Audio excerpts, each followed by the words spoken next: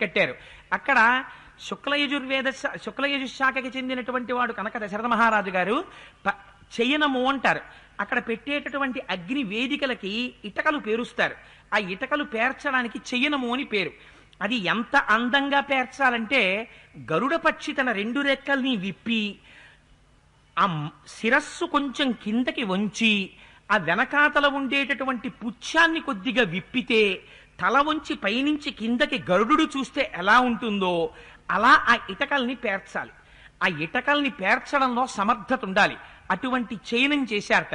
చేసిన తరువాత అప్పుడు చిట్ట చివర తీసుకొచ్చి దశరథ మహారాజు గారి యాగాశ్వాన్ని తీసుకొచ్చి యూపస్తంభానికి కట్టారు. కట్టిన తరువాత అందులో కొన్ని మృగాల్ని బలిచ్చేస్తారు. మిగిలినటువంటి మృగాలు కొన్నింటిని ఆ అగ్నిహోత్రాలు ఉండేటటువంటి వేదికలకి ప్రదక్షిణం చేయించేసి ఆ వేది పక్క నుంచి విడిచిపెట్టేస్తారు.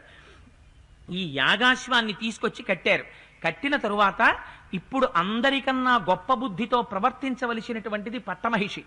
రాజుతో పాటుగా రాజు రాజ్యాభిషేకం జరుగుతున్నప్పుడు ఆ రాజు పక్కన సింహాసనం మీద కూర్చుని పట్టాభిషిక్తురాలైనటువంటి భార్య ఎవరుంటుందో ఆవిడ్ని మహిషి అని పిలుస్తారు.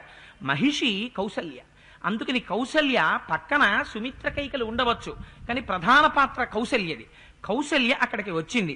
వచ్చి ధర్మబద్ధమైనటువంటి మనస్సుతో నా భర్త ఇంత మహోత్కృష్టమైనటువంటి యాగాన్ని చేస్తున్నాడు, దీని వలన మాకు ఫలితము కలగాలి, బిడ్డలు కలగాలి, మా వంశం నిలబడాలి అని సర్వోత్కృష్టమైనటువంటి మనస్సుతో సంతోషంతో ఏ విచారం లేకుండా భయపడకుండా మనస్సులో అన్యభావన లేకుండా కౌసల్యాతం హయం తత్ర పరిచర్య సమంతతః కృపాణైర్విశేషైనం త్రిభిః పరమయా ముదా చాలా ముదితమైనటువంటి మనస్సుతో కూడుకున్నదై 3 కత్తులు తీసుకుని ఆ యాగాశ్వం ఏదైతే ఉందో ఆ యాగాశ్వాన్ని వధించింది.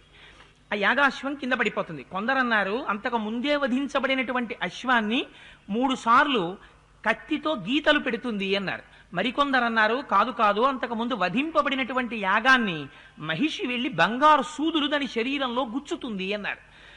మొత్తానికి ఆ యాగాశ్వాన్ని 3 కత్తులను చేతపట్టి కౌసల్యాదేవి వధించింది. వధించిన తరువాత చెయ్యవలసినటువంటి ఒక పరమ పవిత్రమైనటువంటి క్రతు ఉంటుంది. పతత్రిణా తదాసార్ధం సుస్థితేన చేతస అవసద్ర జనీమేకాం కౌసల్యా ధర్మకామ్యయా. ధర్మబద్ధమైనటువంటి మనస్సుతో కోరిక తీరడం కోసమని ఆ శరీరం ప్రాణం విడిచిపెట్టేసినటువంటి ఆ గుర్రాన్ని ఒక